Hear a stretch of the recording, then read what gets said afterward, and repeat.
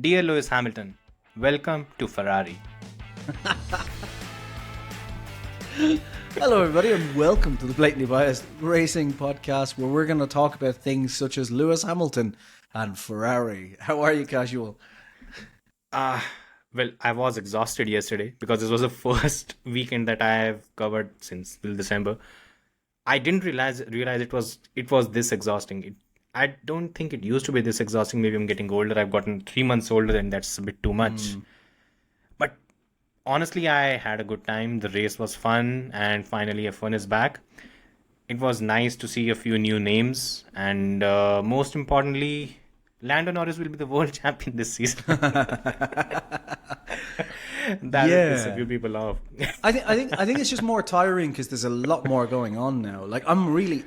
I was really concerned last season because we kept having this build-up of, next year is going to be incredibly close, and you keep thinking to yourself, I don't know, like someone's going to show up and be a second ahead, and it's going to be a really dull season. Yeah. I don't think that's the case, and to be honest, like, as much as we'll talk about McLaren and the fact that they potentially have a 3 or 4 tenths advantage, I think that's going to swing massively between track to track, and also, like, that's not going to stand still. You know, there's other teams that are going to be among there. I think we're going to have a season where there's going to be different winners constantly throughout the season. So let's jump straight to it. Let's start with McLaren. Yeah. Start with McLaren first.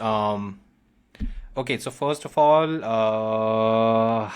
let's start with the gap. I mean, you touched on it. Let's start with the gap. What's your take on the whole? Again, George Russell is being hyperbolic when he says that McLaren can now pack things up and be done with it and just focus on 2026.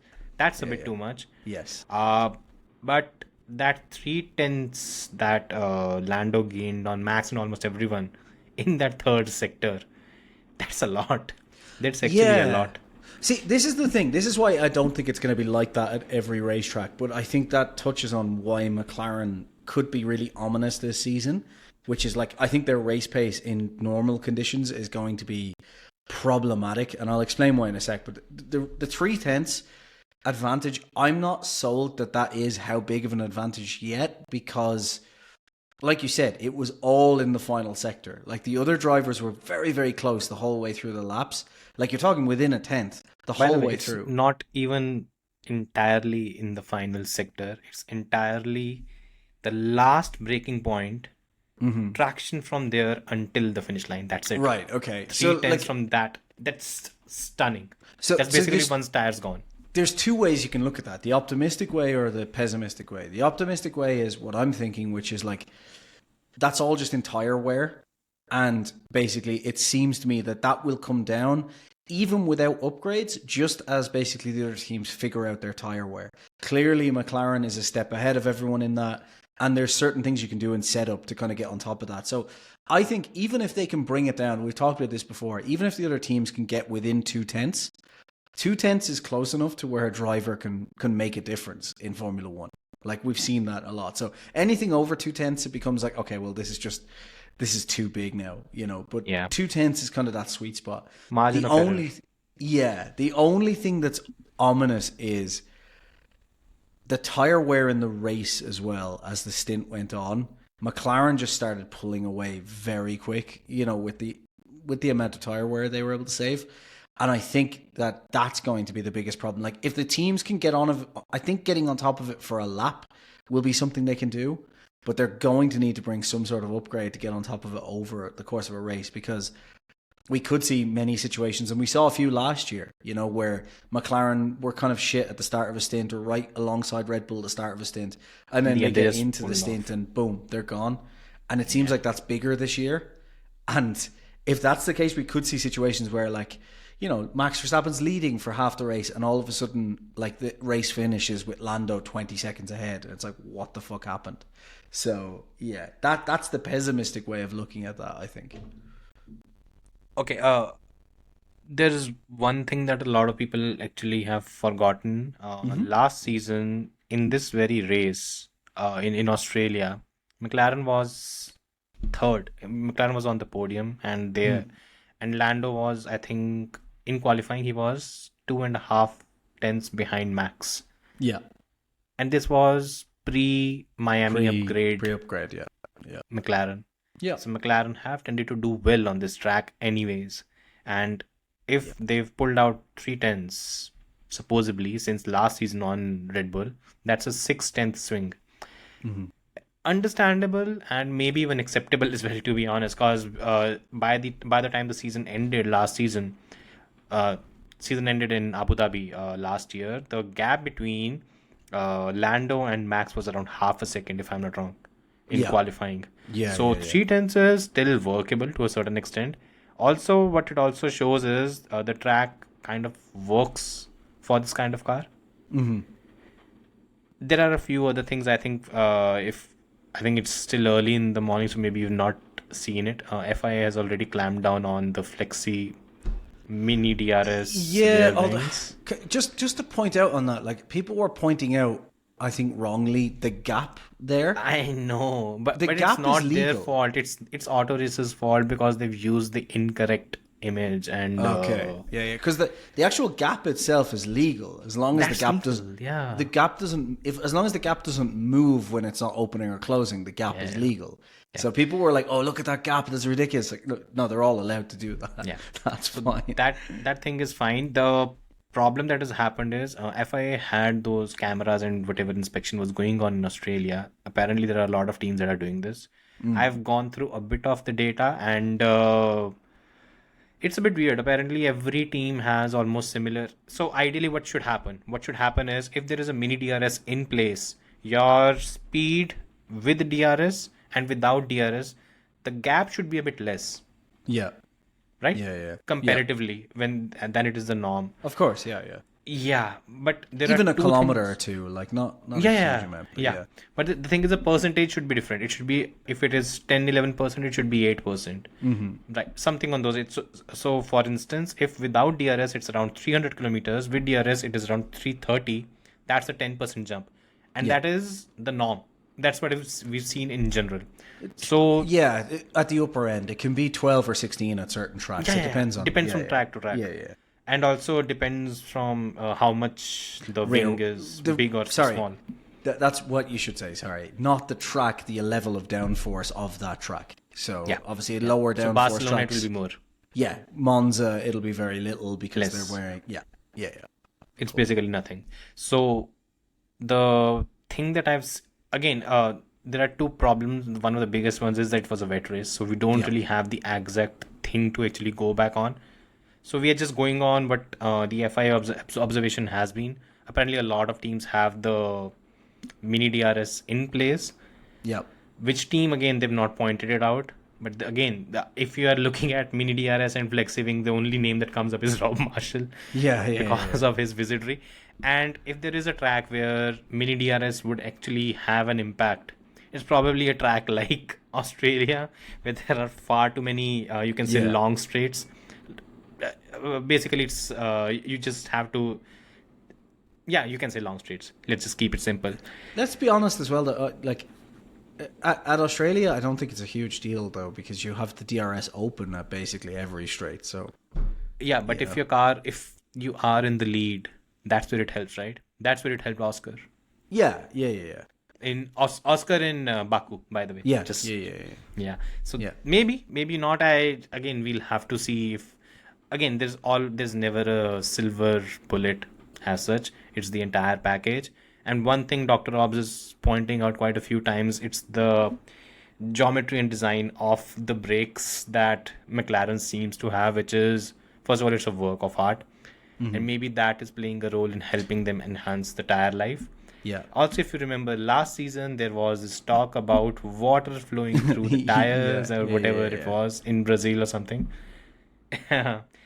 Everything, again, the thing is, why that came up was again for the same thing, that McLaren's tire life was apparently being extended far more than any other team.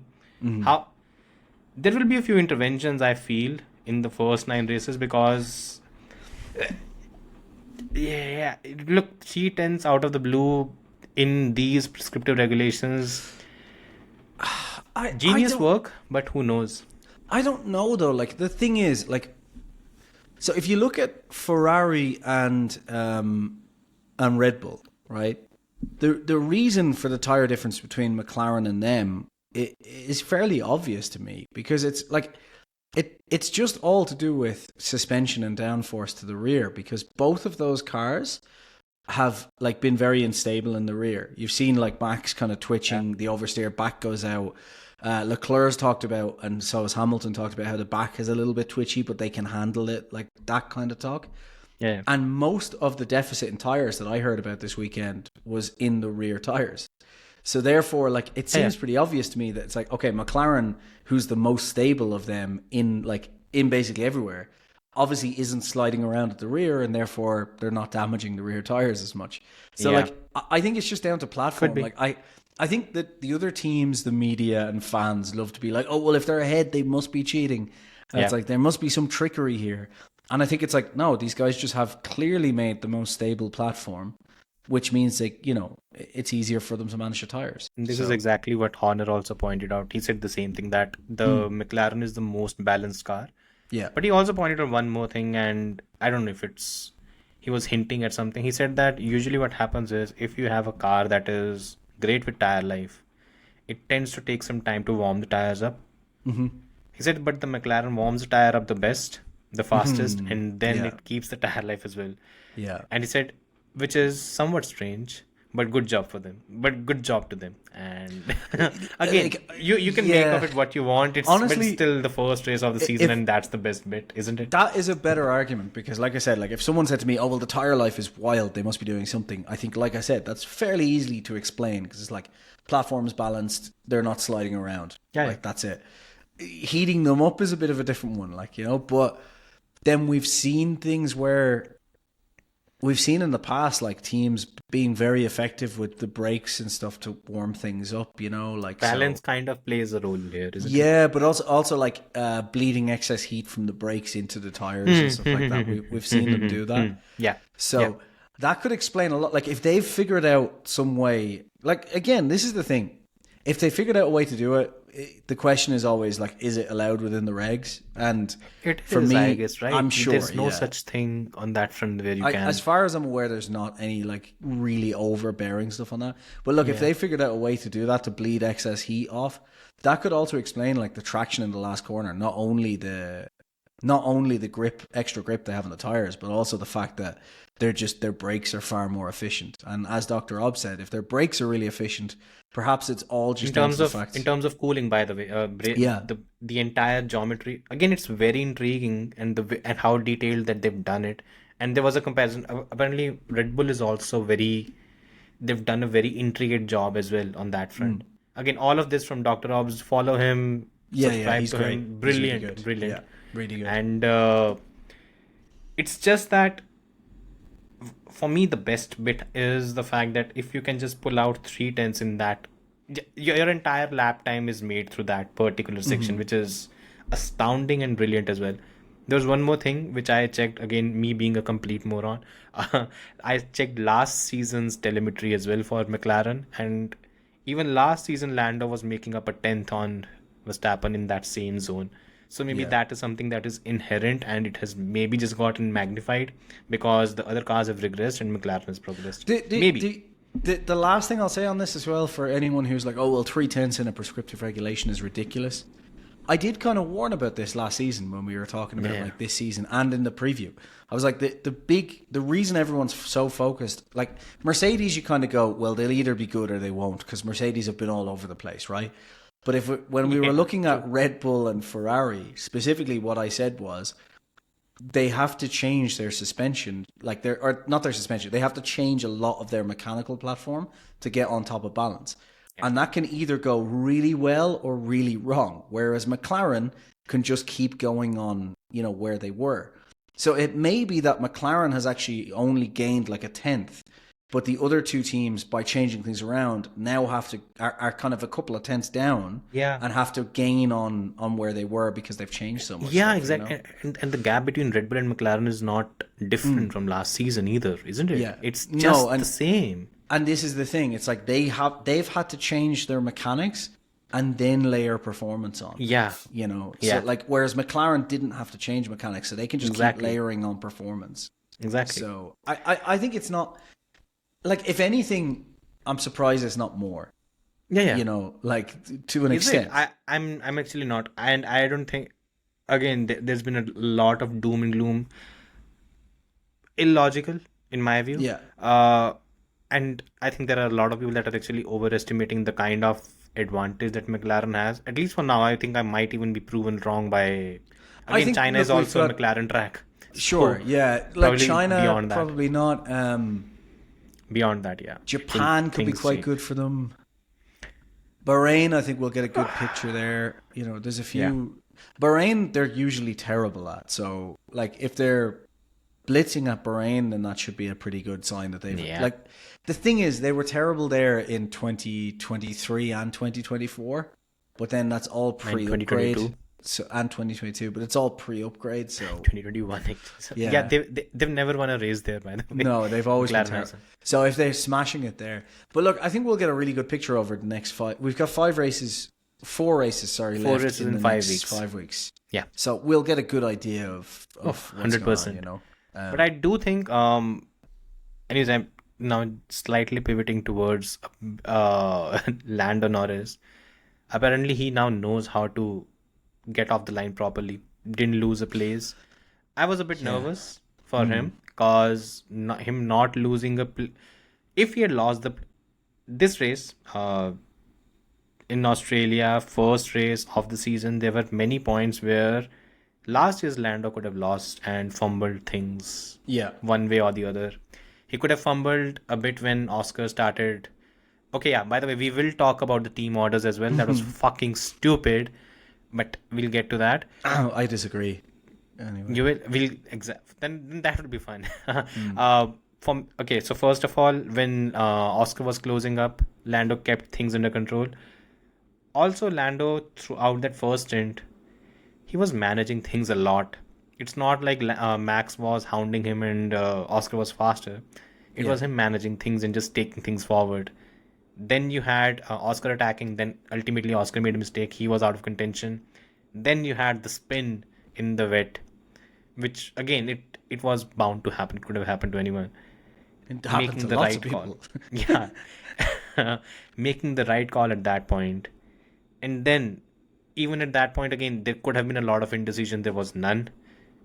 In the end of the race, holding of Max, because by the way, Max on any other track, he would have lunged. He would have made a move. Yeah, maybe, yeah. Australia was maybe a bit, it gets a bit dicey there. It's not that easy to line people up.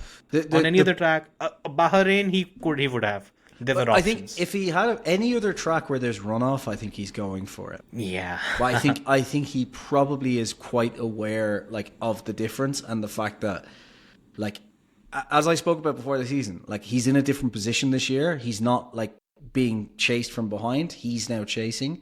And that means that you can't just be overly aggressive, like, oh, well, I'm going to go for it. If you want to crash, you can crash, because the loser in that situation is now Max. You know. Also, 8 penalty points. Yeah. But I just mean that the main thing is the fact that, like, last season, when you've got 50 points ahead, you can say, no, Lando, I'm taking that space. If you want to try and take it, we'll crash. That's fine, because I win. He's no longer in that position. So, we'll talk about Max in a bit, but brilliant from him. But yeah, one of the things actually, and it does kind of touch on Max, that I found funny was people that I did see on Twitter straight away was like people who were praising Lando's race, which I think was fair. Like, he ran a very good race. That was flawless, honestly. They were like, but he made that big mistake. They were like, he made that big mistake. And I was just like, oh, Jesus Christ. And like, a lot of them were Max fans. And I was like, okay, well, then Max made that big lockup, which allowed Piastri to go ahead. So does that mean Max isn't world championship material all of a sudden? Like, just people are insane, man. Like, just insane. Those conditions were wild. And to give Lando a little bit of credit as well, Piastri was catching him, and Piastri was, I think, spectacular in this race too. True. But like, there is the thing that I think the commentary did say a few times. I had a few drinks, so I'm not sure if I remember correctly. But I think they mentioned it. It is much different in those situations to be leading from the front than like be chasing from behind, because Piastri can watch Norris ahead and use him as a reference. Yes, he can use him as a reference. So I think as much as he closed that gap up, I think if they had a fought, it could have been a different story because, Maybe, yeah. Piastri would have had to take different lines. He could have easily made a mistake. Like, that's when it gets treacherous.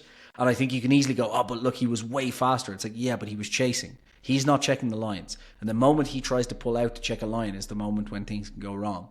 So Yeah. I think Lando, Fair. look, as much as people want to bash Lando, I think there's very little you can bash him for there. And I also think, yes, he made mistakes with the starts last year, but I do think, and I mentioned it last year a lot, I do think a lot of that was down to McLaren's car and their gearbox and their setup, because we saw so many races where, sure, Norris didn't go off the line right, but Piastri would have the same start. And because Piastri had qualified like 3 places back, no one's paying attention because he's not starting at the front. So it's like, Yeah. but you see the two of them bogging down, and it's like, Yeah, but oh, the well, problem is, I think what has happened with Lando is he has come back and he's learned a few mistakes. Monza Sure, was yeah, his yeah. mistake. Hungary was his mistake. Right? Even Hungary, he was on pole and he just let Oscar through. That Yeah. cost him ultimately in the end. Yeah. It's just that now you are learning on those things. He was slightly more belligerent at the start in T1. Kind of getting his elbows out against both Oscar and Max as well. Yeah. I thought the start was really good, yeah, because he kind of forced Verstappen into just a really difficult exit to that, or entry to turn 1. Yeah. And also when he swung back out, he put himself into a position where even if Piastri was to come around on the inside there, he would then have the inside line to close him off. So it was well executed. Like, Yeah. look, Lando's a very good driver, as much as people don't want to admit it. Yeah, I think this season is going to be a lot of that. This season's going to be a lot of that, but it's going to just be people he has a massive car advantage. I think the thing is, it's just that something that we talked about a lot last season. The thing about crash testing, learning, preparing for 2025. Again, Josh is right where he says that maybe you don't get another chance, but he's got another chance, and whatever he's learned last season, he's putting it to use, and that's a good thing. That makes him a bigger adversary this season for Max. And we said this so much last year, like Max and Leclerc, for example, right? 2 of the guys that we have no doubt, if they have the right machinery, can fight for a title. 1, because Max already has, and 2, because we saw Leclerc in 2022. Yeah. Those guys and their teams had been fighting for wins for years and years. Not every single race, but every few races they would be at the front fighting for a win. And Max had done that, Leclerc had done that. Norris was never in the position to not be in a midfield car, and McLaren was a midfield team. And I think last year, that's why I was kind of a lot more defensive of McLaren, because it was like, yeah, but those teams have been fighting at the front. Those drivers have been fighting at the front for years now. He's never fought at the front. That team has never fought at the front. Most have importantly, to go through that. Yeah, most importantly, there was a time when McLaren asked him to back them, to have faith in him, faith in them. Lando did. Yeah. And by the way, McLaren, again, a lot of fans, if they want to get pissed off about Lando having the best car, he has positioned himself to be in the best car. It's as simple as that. Yeah. Max could be in McLaren right now, by the way. Apparently, Zach Brown approached Max's team. And according to Max, the answer is he would not have gone ahead because he cannot afford me or something on those lines. I don't know. Anyone who complains about again, that's fine. They have Zach and Max have bad blood. Fine, it's okay. But look, anyone who complains about Lando having the fastest car or something is just why are you watching don't know F1? the sport. But F1 is an engineering series that happens to have drivers. That's what the sport is about. It's about the fast. And also, can I just add as well, if you're saying that and you didn't look at the last few years, look at why weren't you complaining in 2023 when Max had a 7/10 second 1 second advantage at every single race? The thing is, it's not. No, again, no. But my point is, if you have that advantage there, and then Mercedes before that with Hamilton was a massive one. I think this season, if Lando has 3/10 at every race, that's enough to where any fuck up can lose you the race. That's close, that close. So I just think a bad start would have done. A bad start would have done that in Australia as well. Yeah. If Max if anyone says car merchant this year for Lando, if he does win the championship, if they have Max Verstappen or Lewis Hamilton in their profile, swiftly fuck off. Yeah. By the way, this was basically the Sebastian Vettel effect, right? Yeah. It's literally the same book. Yeah. Oh, at that point, it was Alonso and Hamilton fans. They had their favorite drivers and they had the biggest fan bases. Now it's This this. happens every time. Every Like, it's fucking time, yeah. That's why I've just, to be honest, as I said to you, I was like, I just don't pay attention to it anymore because it's just Yeah. so obvious. Like, there's no. It's like, yeah, fuck. Cool. So, should we talk about the number 2 driver, Piastri, or what? Yeah. Yeah. What's your take on the whole thing? I And let you set the stage first. well, first of all, just all praises. so that I can tell you that you're wrong. Okay. So- First of all praises to Piastri, just to say that. Like, he qualified in second, but his gap to Norris was way closer than it was last year. Like, a tenth closer instead of 2/10. That's a big gain, so he's getting somewhere. On top of that, he had 56, to quote, I think it was Jolyon Palmer, he had 56 brilliant laps and one mistake. And in fairness to him, Norris made almost exactly the same mistake, but managed to just save it and not go off. So I think Verstappen incorrect. struggled around there as well. Yeah, go for it. Sorry. I was just going to say Verstappen struggled around there as well. So I don't really bash. I think that like those kind of things happen to a lot of drivers in this race, and I think it's just treacherous conditions. These things can happen, especially on slick tires. So I think he ran a brilliant race. I don't really bash him for anything in that race. Like, I agree with Jolyon Palmer on that. I thought brilliant. He just needs to learn to qualify a little bit faster because otherwise he's just constantly going to be behind for the whole season. Because I think his racecraft is getting better and better. I need to see it a few more races if he's actually as fast as Lando, because Lando is very, very quick. Again, people want to bash him, but he's a very quick driver. Racecraft-wise, Piastri has been brilliant, though. So let's see. I don't know if you want to say anything else before we get to the actual team order part, or is that what you want to focus on? Yeah, I think Oscar made 3 mistakes, and I think it was the third mistake that ultimately cost him. The first mistake was when he was chasing down Oscar after the team orders, and he made a mistake at turn 6. Chasing And then down the who? gap- Sorry?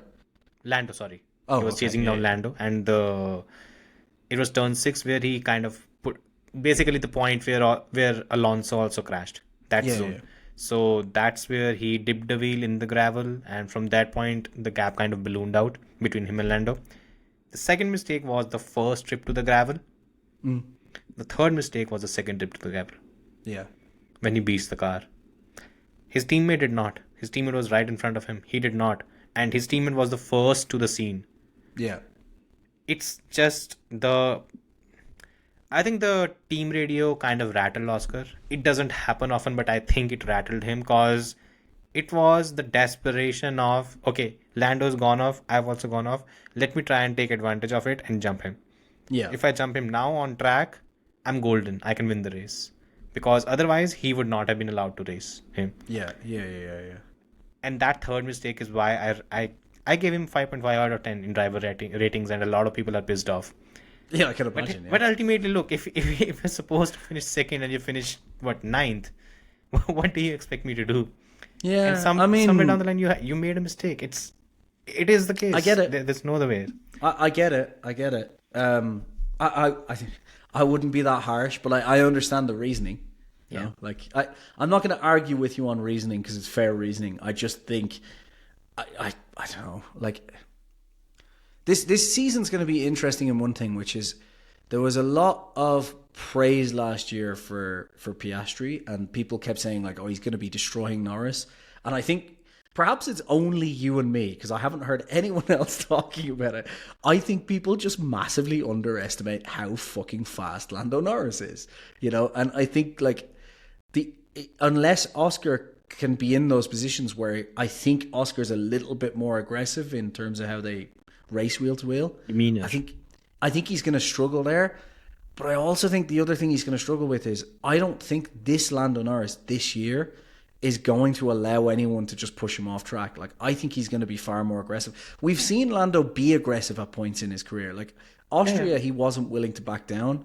And I think we're going to see a lot more of that Norris this year because he's lost a championship. And he knows in his head he's lost a championship. And I don't think he's going to want to let that happen again. So I think he's going to be very like, no, this is where we're at. I would have agreed with you, by the way. I would have agreed with you, but the fact that Oscar was essentially faster in the race.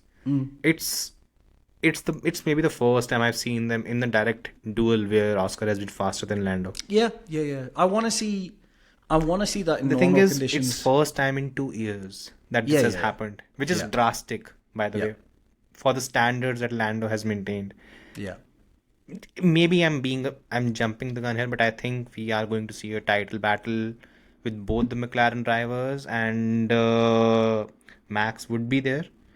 But at least for now, if we're talking about McLaren, I think Oscar will be a factor, and I think, switching gears, I think the fact that McLaren was willing to shove their head in during the battle and go for the team orders, I think they've kind of set a very, very wrong precedence, which is going to hurt the team and the drivers in the long run. Now you go ahead first, give your reasoning. Look, I don't like those team orders. I would have liked to see them fight.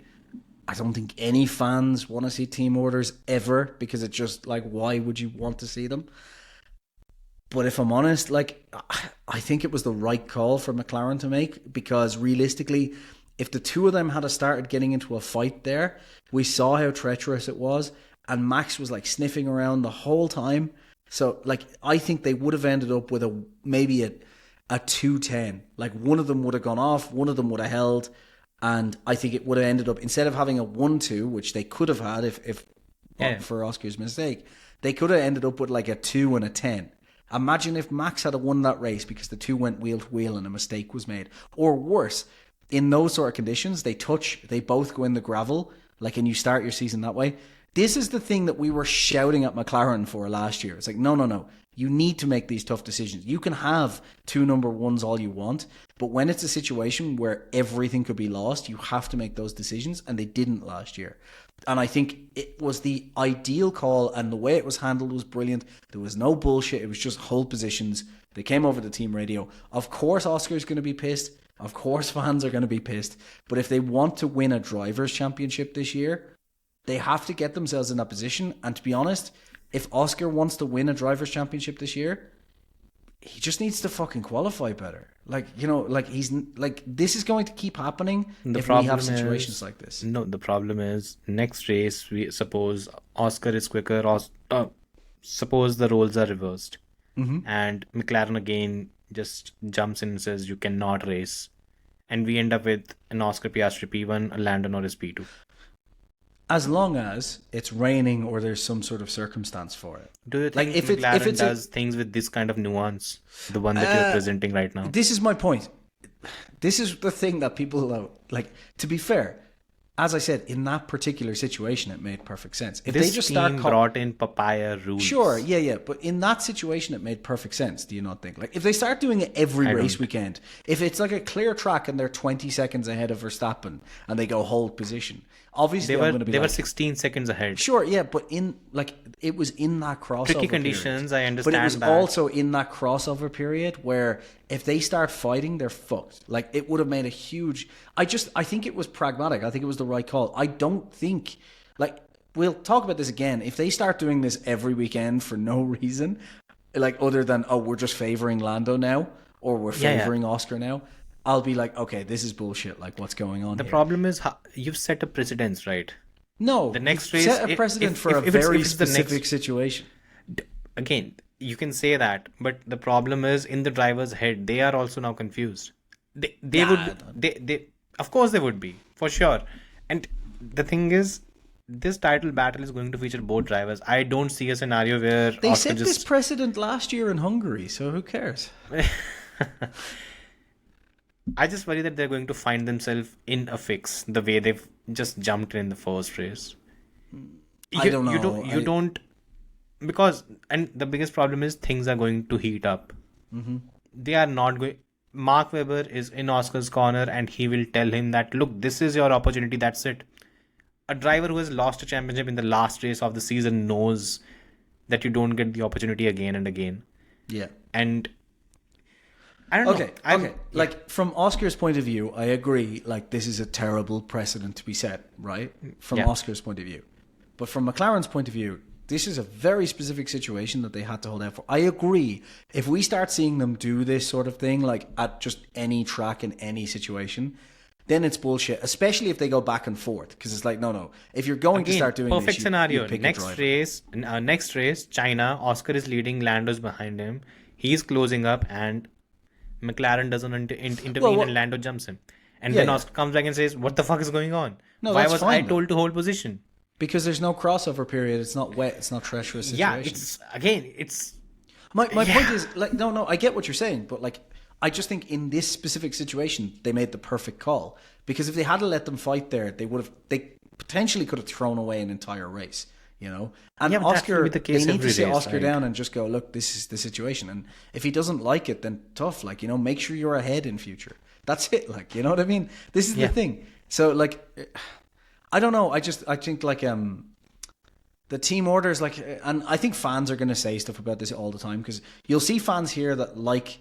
Look, fans are stupid, honestly. But my point is, you'll see fans here that will be like, I say they're far too many times. Oscar should have been allowed to fight there, and there'll be the same fans that last year will be like, oh well, of course Norris needed to give the position to Oscar, and you're like, no, like that doesn't make any sense if you look at how the race planned out. Like, so I don't know. I think it was a pragmatic decision, and I think it tells me that McLaren are ready to actually fight this season. Like, for both titles, not just for one. And I think they're going to just do what they need to do for each. And I think that Oscar's biggest issue now is he's now, 20-something points behind? Yeah, that's fine. I mean, that's just I know it's only one race, season, sure. But if he now goes on and Lando has a run of 2 or 3 wins, right? All of a sudden, you're now, like, in round 7 or 8, you're almost 50 points behind in the championship. Yeah. And at that point, if we're getting up to like halfway of the season and he's 50 or 60 points behind, why would McLaren not start calling team orders to back up Lando? You know what I mean? Like, depends who is. I mean, depends who's close. If he's second in the championship, then they won't, right? Sure, but if he's third or fourth in the championship all of a sudden and Max is second, like maybe, Lando, of course, that is for sure. But again, I also do think it's going to be a different season though, because I do think as well, like. I wonder this season if Lando will accept those team orders. Like, I think Oscar did. But I wonder would Lando have in that situation after last year. That would have been interesting. That is one big test, right? Isn't it? That would have been interesting. Whether Lando has learned or not. A lot will come off. It would have been interesting to see, because I would not have been surprised if Lando had been like, sorry, radio's broken, and just because after last year, I imagine. Anyway, we've talked about McLaren for 40 minutes now. First, Lewis Ferrari or Max Red Bull?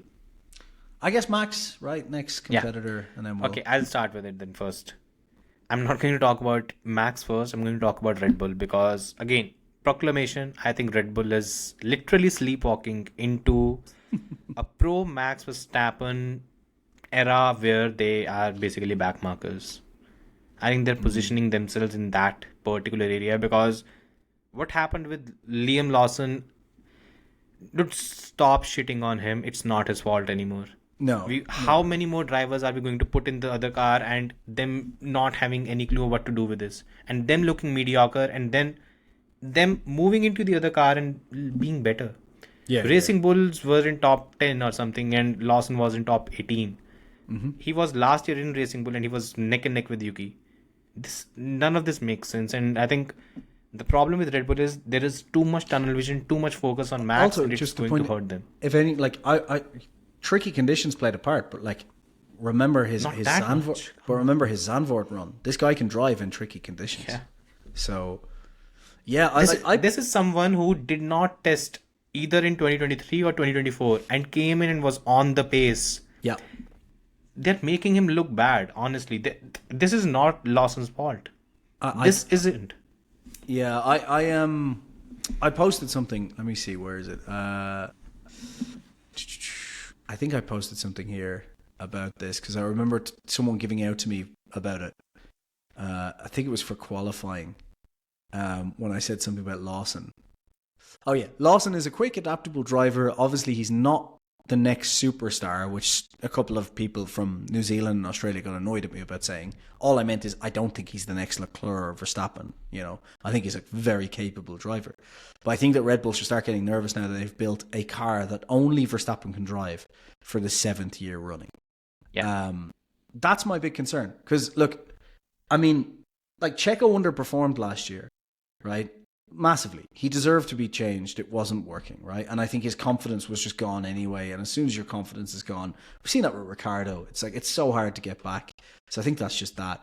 But like, this is just constant, really good drivers.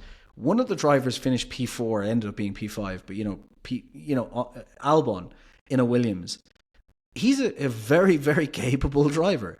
He couldn't handle it at all. Pierre Gasly, again, these are not like superstar, not Verstappen, Leclerc level drivers, but they are very capable drivers. Race winners. Yeah, and the fact that they can't get like qualifying pace, I guess is one thing, but being that far off is insane.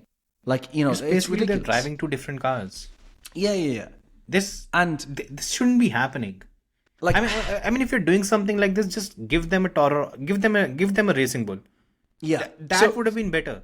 The way the whole thing panned out. So I had a conversation with a guy who listens to the podcast. Really nice guy, Max Verstappen fan, DRS merchant. They had a chat on here. He said, Jason, I like you, but obviously the simplest explanation is the right one. The most likely reason is Max is just on a different planet and the car is mid. Now, I have a problem with the car is mid thing, as we talked about. And what my reply to that was simply, physics still apply. I mean, like, if that is the case, just take the Racing Bull, which was 5th in the hands of Yuki Tsunoda. Just give it to just call it RB whatever 21, and just run with that. Yeah, I mean, if supposedly Max is this good, just do that. The point I said though was the response I had was just sure, but physics still apply, and Max can only drive the car as fast as the car can go, right? So it's not a mid car because he was able to kind of win a championship with it last year, for example. This year he finished second. It would have been third even if Oscar hadn't gone off. So it's not a mid car. He's still fighting at the front, right? Even if it's not for the win in particular. But he literally came over the line like, what was it, 6/10 behind Lando, something like that. Yeah. So the as I pointed out in the thread, it's like the balance is clearly the issue, and the problem with that is that's fine that Max can extract that and Max can drive it on the knife edge that way. But you just need to kind of then go, right, well, it's either we fix the balance, right? Or we just basically accept the idea that no one else is going to be able to drive this car because we've basically put it in such a small operating window to perform that it just only works for Max, right? And it seems like they've just gone with the latter. And they're hoping that someone else will come in and be able to drive it on that knife edge the whole time. And I think Max won't leave. That's what they're hoping. That's the biggest issue here, is that if they keep developing this way, and if they have a similar car in 2026, Max will leave if they're not performing. And then they're going to be stuck with not only a car that can't perform, but also a car that nobody can fucking drive. And years behind. So I think that's a big issue. If you've done the same thing for 5 or 7 years, since 2019, they've built a car with a certain philosophy. Yeah. Once the person who can actually handle that philosophy is gone, what else do you think is going to happen? Yeah. The house of cards falls like anything. And there's two sides to this, to be fair, right? One side is all praise to Max for being able to drive a car like that consistently through a race. It is spectacular racecraft and, just perfect for him. The other thing, though, that people, especially Max fans, won't want to admit, and I understand why, but they won't want to admit, is it's not only that he can drive it on that particular knife edge, it's that they've also positioned it perfectly to his driving style. So that means you're driving a car that can only be quick on a knife edge with this particular driving style. And the problem with that is if Lawson's driving style is even slightly different, he's never going to be able to drive it on that knife edge, which means it's never going to be able to perform. So that's the problem. It's like, if you got like a Leclerc or a Norris in, those guys can drive tricky cars on a knife edge, but it could be a situation where the car is just so At this focused. stage, I don't But that's understand. my point of the second Yeah. part is like, if it's not just a knife edge and it's also just, it only works with this particular driving style, then that's almost impossible for anyone to compete in that car. Yeah. You know? I think the biggest example in the world of motorsports actually exists. Marc Marquez, Honda, MotoGP. From 2014 till 2019, the bike got progressively worse. But Mark was so talented that he kind of rode through the problems and dominated. In 2018, 2019, I think his worst result was a P2. That's how dominant he was. 2020, he gets injured, he breaks his shoulder, it's gone. Since then, Honda has not only struggled, it was the worst performing team. Yeah. Why? Because Marc Marquez is gone and no one else can touch that bike. Yeah. There are world champions that have gotten on that bike, gotten depressed, fell off every fucking race, and then ultimately retired. Yeah. Jorge Lorenzo and multiple other, currently Joan Mir, and that is what is happening. And you're going to see the same thing happen, because what happened with Honda was they got into a rhythm. 5 to 6 years regularly they built a bike of a particular style. Once the person who could actually handle it was gone, they didn't really know what direction they needed to take. And right now Red Bull is going through that. They've gone through a period of 5 to 6 years where they've built a car in a particular manner, and once the man who can handle it is gone, what are they going to do? The other thing as well, though, is that should be quite worrying. Look. Let's not be like overly pessimistic. It is only one race. It could have just been, and it was Lawson's first race in the car. Yeah. It could just be that, like, okay, everything that could go wrong, went wrong. Because, like, look at Behrman, for example. We know Behrman's a capable driver. Like, we'll talk about it. What the fuck happened to him? We know he's a capable driver, and everything that could go wrong just went wrong for him that weekend, right? So, like, it could just be that case. We could end up in China with Lawson, like, you know, a position behind Max, an incredible race. And it's like, you know what? We were a little bit... We jumped the gun on this. But it does at the moment Not the first time.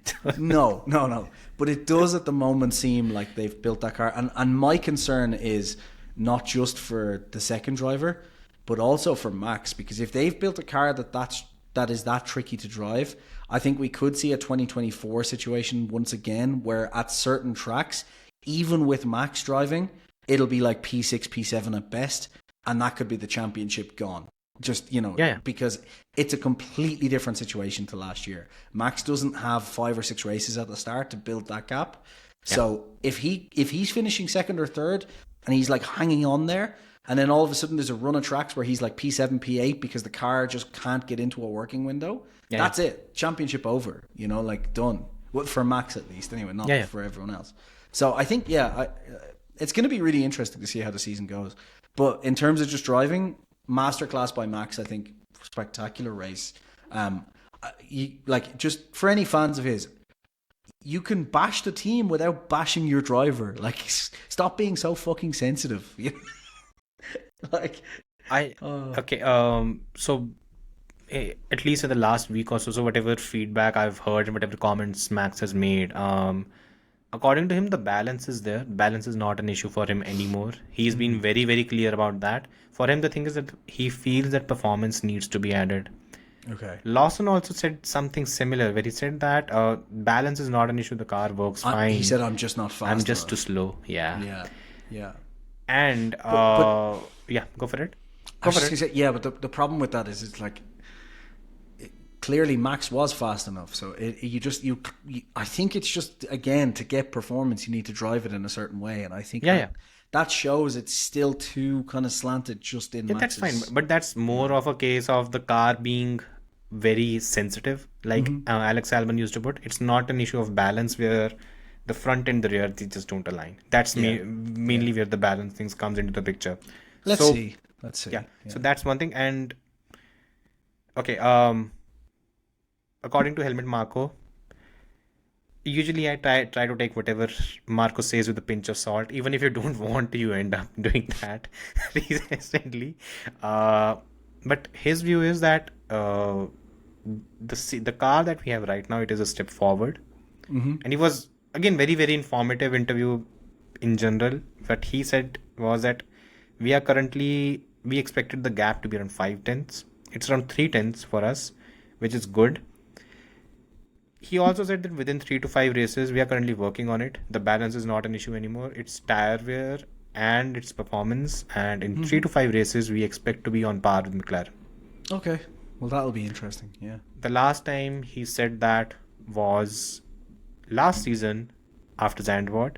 He said that the Austin package would be the one where we'll be able to course correct. Sorry, after Monza, he had said that. Yeah. That the Austin package will be the one where we'll be able to course correct and maybe win a few races.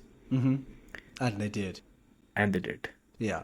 So maybe a sign, maybe a positive sign for the Red Bull fans and Max Helmut Verstappen Marko fans. says a lot of crazy shit, but he also is hearing directly from the engineers at the team. So if the engine, it's not that he's gone Red in Bull. and looked at The most important thing is it's the Red Bull engineers. It's not the Ferrari engineers. Yeah. But my point is, it's not the Helmut Marko's going in and reading the CAD data and wind tunnel data and going, I think we'll win a few races. And it's because the head engineers like Pierre Vacher are like, no, we think in Austin we'll be, and he has confidence in his team, And he got it done, right? Apart The biggest from thing was his he got it done. drivers who are crying. But yeah. Well, later. Yeah. So look, I think Red Bull are still in this. I really hope for Lawson's sake it's just a one-off. Also, maybe he has the Australian curse. Maybe, So We are still going with it. it seems to hold up, right? Yeah. Like, I mean, it would be the perfect thing if next season again it's the season opener and it's Australia. If again bring back Josh. yeah. Maybe by that time he actually has a good internet. So let's hope for that as well. Anyways, just for his race, I think Max was. I think that's why he is the best since Michael Schumacher, isn't it? Yeah, he's that was just fantastic. brilliant. Absolutely spectacular. Yeah. And I saw this stupid art. Yeah. Let's just call it out loud. A stupid article by the race where it was by Ben Anderson, who said that Lando Norris still needs a car advantage to beat Max Verstappen. I'm like, who the fuck doesn't? Yeah. Like, who the fuck doesn't? There's Name not me a single one driver on the grid. On the entire grid. Maybe Who Leclerc. doesn't? Maybe. Yeah, but he's Even a then. Ferrari. Yeah. He specifically needs a car advantage And a team. and a different team. Oh God, yeah. No, the point is, if they were in the exact same situation, I think Leclerc at the moment is the only one that I could say 100% certainty would at least fight to the Push him final close. race. Yeah. Maybe not win, but he would push it the whole way. And it would be fun. That season would be the repeat of 2021, but basically without the media bullshit and a lot of shit on track. There'll be far more crashes. There'll be a lot more of Silverstone 2021s, and neither of them will be repentant in any which way. Just an incident. So to sum up Max and Lando for the season opener, I would say Lando is highly underestimated, while Max once again proved why he's just absolutely fucking spectacular. Wow, man. I hope he sticks around for a decade because that will make the sport awesome. Yeah. Just my wish. Moving on to my God. Yeah, Ferrari? We'll also cut this segment out and post it separately. The Ferrari Lewis Hamilton debut race. The good, the Did bad. you feel and the like a ugly. Vettel fan again? Oh, I think a lot of Lewis Hamilton fans are now realizing what it means to be a Vettel fan during the 2017-18 years. I think the best part was we talked about Ferrari putting the drivers out on a wet track on slick tires. It didn't take them more than one race to actually make it happen. Oh, actually, I should have mentioned that on Max, by the way. I know they made a gamble, but that was an odd choice from Red Bull to stay out that time. Again, But yeah. see, now that's why being working with a journalist helps. So Christian Horner gave his view. According to him, what happened was the first and second sectors, they were dry. Yeah. There was no rain. The final sector was pouring down. So what they did was they said, look, we are ultimately second. Piastri was out. It was just a Said, gamble. let's gamble. Maybe let's see. Maybe let's give it a lap. If somehow rain stops or the intensity decreases, we'll continue. Yeah. But the third sector became a bit too much, and then Max jumped in the very next I think So after 2 laps. why don't so we yeah. give Ferrari the same benefit of the doubt then? Because they stuck around for 2 more laps. for no fucking reason. And also, they had 2 drivers. They could have easily just Yeah, like said. just They could have split the easily just said, strategy. yeah. If they did that, you'd be like, okay, there's reason to this. But it's just like, I don't know. It looks like water. Maybe put on the Oh, hard. Jesus, yeah. I mean, that was a crash course in what it means to be a Ferrari Formula One fan, themselves honestly. as well, like basically showed up the engineers because they showed Hamilton being like, "Could you just stop talking to me? Could you just stop talking Yeah, to me? we'll get Please leave me get to it." that bit as well, because But yeah. the Leclerc radio was fucking.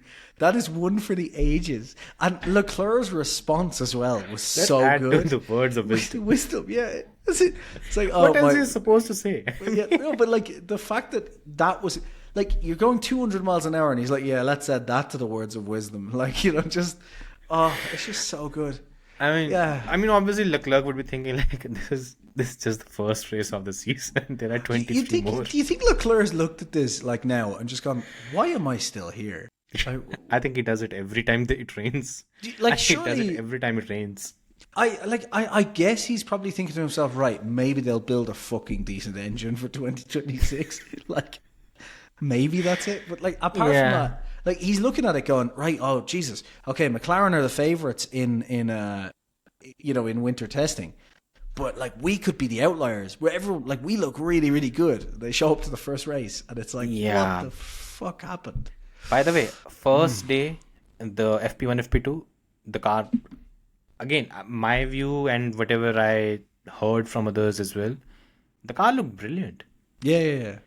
The second day, just on Saturday, my theory is what happened is the temperatures fell. Yeah. And Ferrari, being as sensitive as it can get when it comes to temperatures, it just completely fell out of window. And that's where I think they struggled. Yeah. That's just my theory, because on Friday, FP1, FP2, I think that's the best I've seen Leclerc's on boards since 2022. The car was on rails and it was brilliant. I think that's just how he likes the car to be. So maybe when the temperatures are better, I think Ferrari works. And that's what Fred Wizard is also saying. But I think the biggest way of showing off, realizing how fucked up this weekend was, they were 1-2 on this very track last season. Yeah. Within a year, they've regressed, they've gotten worse than almost everyone. It was the 4th fastest car. This is the thing, maybe as well, like, look, again, it's one race, so we need to caveat everything with that, but also just like, clearly, like, the balance isn't perfect either, because like, for Leclerc to struggle and spin in the wet, I mean, like, that's Hamilton, understandable. I don't sure, really like, with everything blame him for going that on, either. but I don't know, it was just that, and then like, for Hamilton to happen, it's understandable as well, because I mean, it's a new car, new powertrain, everything, fair enough. I don't know, just the whole thing was a mess from start to finish. Like, from qualifying onwards, it was just a fucking disaster the whole way through. Did it not look like a typical Ferrari weekend? Yeah, it did, yeah. Exactly. That's why they need to bring Vettel back. Didn't he get on the podium in his first race in Australia? Wasn't everyone bringing that up? Oh, okay, fun fact. This is the worst result by a Ferrari driver on his debut since Luca Badoer in 2010. And Luca Badoer was, I think, 67 years of age. When he Tricky actually- situation or shit driver? Let us know in the comments. Okay, let's jump to the whole thing with Lewis Hamilton, right? Let's talk about his first Ferrari weekend. Can I be honest? Yeah, I don't think it was as bad as that's what I'm getting Ferrari to. was bad. That's what I'm getting to. The Yeah. good, the bad, and the ugly. I think we kind of touched a lot on the ugly. Let's talk about the good. Let's talk about the good. The good was, okay, like, first race weekend, we know how good Leclerc is in qualifying in particular, right? Ferrari fucked up the whole weekend. So let's just be blunt there, right? And I think if this was a situation where Hamilton finished where he did and qualified where he did, but Leclerc had qualified in like third and finished on the podium, it would be a very like, oh, Jesus Christ, like, this is bad. But I think just given that it was only 2/10 in qualifying, I know 2/10 is like when we say Piastri, what? It was 2/10. Leclerc didn't do his last lap. It was around 3.5 tenths on the first in general. Right. Well, okay. Yeah. If at the next race it's only 2/10, then I think that's workable because you're going up against fine, Leclerc. You know, he can work on that. He can build it up. And I've said this a few times. Sorry, Hamilton fans, but Hamilton is not one of the best qualifiers ever. He's just had a very fucking fast car all the time. Bottas beat him a third of the time in qualifying. Like, it's, you know, I'm sorry, but he's not one of the all-time qualifiers. He just happened to have a very fast car for a very long time. He's a brilliant racer, but I don't think he's one of the best qualifiers. And his teammate this season is, I think, the best qualifier on the grid still. He just hasn't got a car or a team to show it with. And then also, look, in the race, he finished 10th, but Leclerc finished 8th. So I think After most spinning of this 4 or 5 times. yeah, like I think most of this weekend you can put down to Ferrari, and like given how much trouble, as you said, Leclerc had in the car, and it was the first race for Hamilton, I think it's a very good showing. Like you know, Exactly. so everyone, like, we're saying this as Vettel fans, by the way. As much as everyone wanted to throw the podium on debut in his face, I also think, yeah, sure, but I mean, very different car, very different situation. Like let's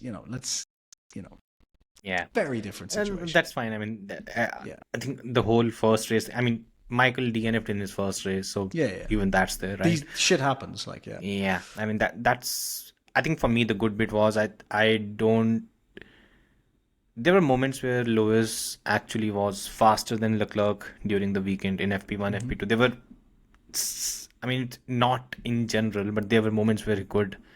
Leclerc has the advantage overall. I think it's obvious that Lewis is still not comfortable with the car.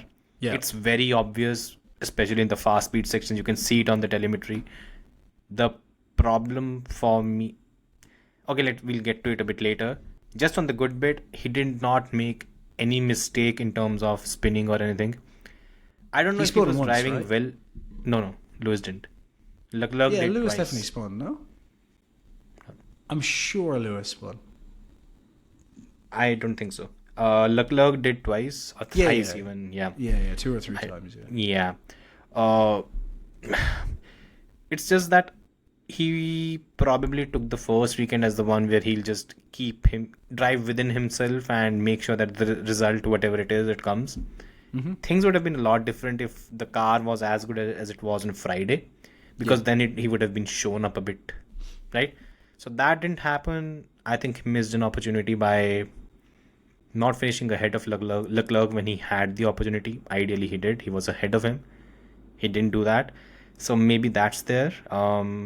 That's the good bit. I mean, solid start. Overall, solid start. We should also just say, like, I said, like, if Lewis is even close to Hamilton or to Leclerc this year, I'll be very impressed, because it was just, Leclerc is one of the best drivers on the grid by far. Like, just, there's no question about that. An incredible qualifier, and Lewis is going to his team. And I think Lewis also generally takes a lot, like, he never has really, apart from 2021, he generally doesn't have like brilliant starts of the year. He generally builds up. He's that kind of driver. And I think the fact that he was this close to Leclerc on debut, I can't fault him. Like, I actually think it was a very solid good job. I mean, there's nothing. Look, 3.5 tenths. The theme of 2024 was Lewis coming into a weekend and being completely having zero clue of what was going on with the car. Happened a lot against George. He was getting Q1 exits and what. I thought there might be a Q1 exit in play in Australia after FP1, where initially he was struggling a bit. But he's fine. I mean, in terms of driving, he's being very humble in terms of getting used to things and stuff. Anyways, now getting to the bad bit. A question was raised, I think, by a friend of the show. Sai, he raised this question, and I've been going back and forth in terms of what my view is. Is the whole adaptation thing being overblown?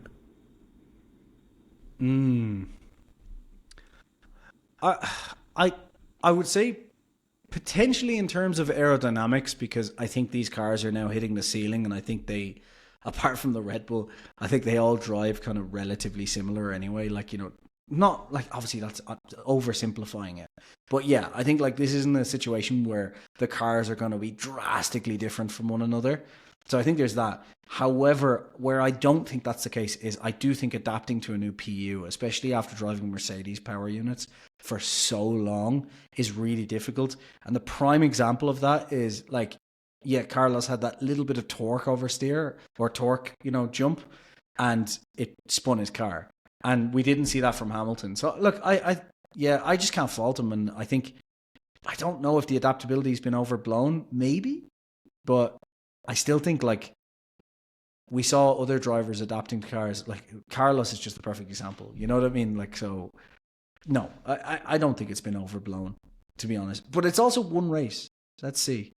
For me, again, the factors that actually come into the play is the number of factors that Lewis has actually talked about. I think it's himself making it all about I have to adapt, I have to do this, that, and he's been very, very vocal about these things. You're telling me sports people are going to over exaggerate how hard they have to work? No. Yeah, but the point is, yeah, but the thing is, Nico Hülkenberg, he's moved teams after 2 years. Esteban Ocon has moved teams after 5 years. And they are not the only ones. Other than Aston Martin and McLaren, every other team has a different driver lineup. Yeah. To an extent, the kind of broadcast we had where the conversation between Lewis and Ricciardo Adami was being blown out of proportion to a certain extent because everything was being broadcasted. But there's one thing that it actually showed, and again, just before this podcast, I kind of went back and just assessed the communications between Esteban Ocon and his team, his race engineer, and Nico Hülkenberg and his race engineer, the kind of conversations that they were having. It was far too panicked between Lewis and his race engineer. It's a bit like they were unprepared. Yeah. That is something that kind of struck me because, look, Ricciardo Adami is not a new guy. He has worked with Vettel and with Carlos. And honestly, the Carlos-Adami combination was a better working outfit than Leclerc and the new guy, Brian. Yeah. Quite obviously. But Ricciardo Adami was made to look like someone who doesn't know what's going on. And somewhere you have to ask that, have you not done your homework?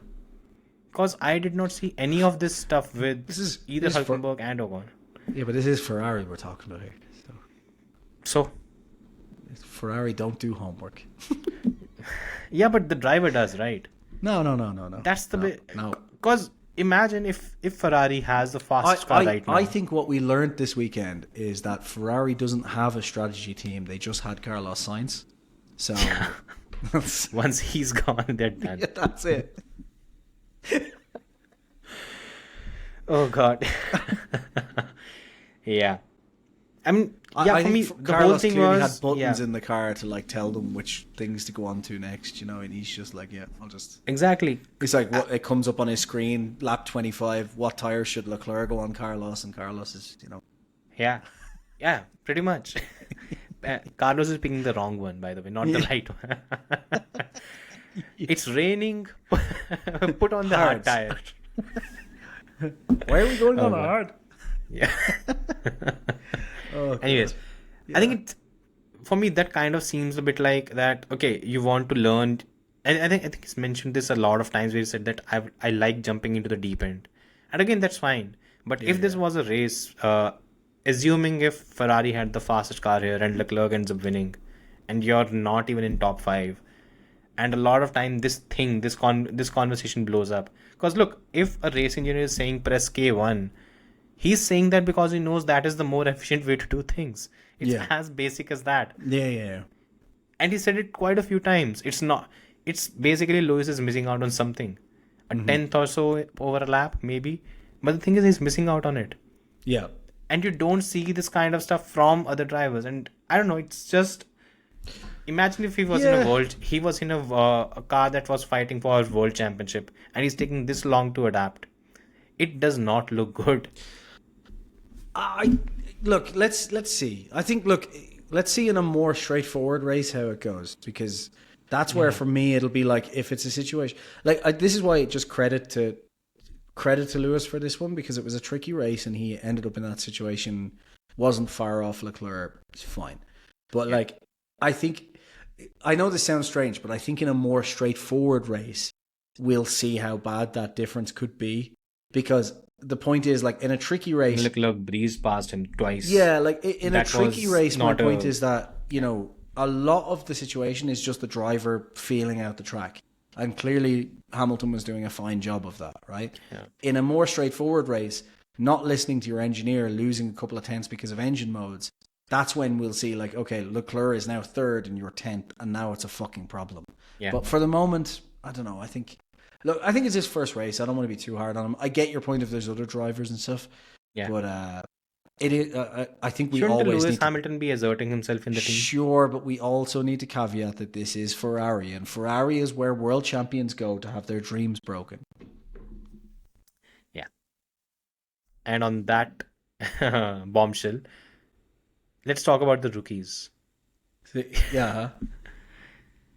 Kimi Antonelli. Let's start with the good one. Okay, no, before we start with Kimi Antonelli, did you see the Helmut Marko comment? Oh no! The Which one? problem is when you have to sit back and actually, I'm pretty sure you're going to ask which one. Yeah. Which one? Because there was Yeah. a few. Exactly. So the one where he said that this and this driver is A grade, this and this driver is B grade, this and this driver is C grade, right? So he said Kimi Antonelli he put him as A grade. He said that in terms of maturity and again glowing recommendation. Pretty much everything was spot on. With Ollie Bearman, he said that in terms of raw pace and everything, he is as close as it can get to Kimi Antonelli, but he tends to push things beyond needed. Impressively, that actually came true in the race weekend. Then he had Gabriel Bortoleto in B. He said he's a B grade. Again, the code got over kind of overblown, but yeah, he said Gabriel Bortoleto is B. And honestly, when I've had a somewhat similar description of him, where I said that he brings the car home, that's the kind of description that Marco gave. Then he said that Jack Doohan is a C grade driver, and he'll be fired within a few races. So, I think everyone knows that that's the case, though. Not that he's a C grade driver. I don't want to pile on him too much, but that he'll be gone in a few races. Okay, so let's start with Isaac Hadjar then. What's your take on again Liam Lawson? We've talked about already. Oh, so we're not let's talking about leave him out. Mercedes? Yeah, we'll talk about him here. Yeah, Mercedes, yeah, got a podium. Yeah, we'll talk about them as well. But first, the rookies. So, Hey, Hadjar literally has spent his entire young life trying to get to Formula One. to meet And- Lewis, apparently. To meet Lewis, apparently, he's a huge Lewis Hamilton fan. Okay, well, yeah. So it's a lot of drivers say that actually, young drivers, because Yeah. at this stage, Lewis started when they were born. What was it? Most of the rookies weren't born when Alonso started his first race. Yeah. And also won his first championship as well. So maybe. Jesus. Oh yeah. Kimi It's Antonelli. 20 years ago now. Jesus Christ, I feel so old thinking about that.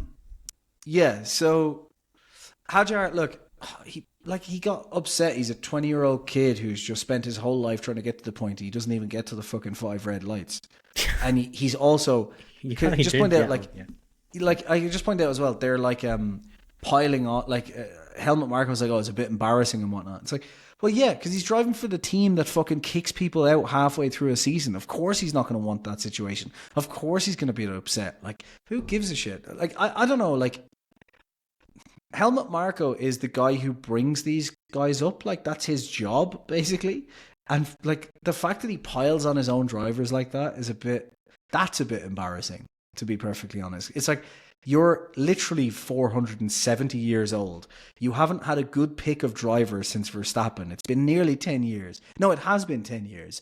More than How that. about you pick some new good fucking drivers and stop embarrassing yourself with these stupid comments? Seriously. You know, if he was picking a new fucking top, like if he was picking the best drivers every year, Yeah. and RB had this incredible lineup of like next guys who are like, if Kimi Antonelli and Behrman were in RB, I'd be like, okay, he can say whatever the fuck he wants. Yeah.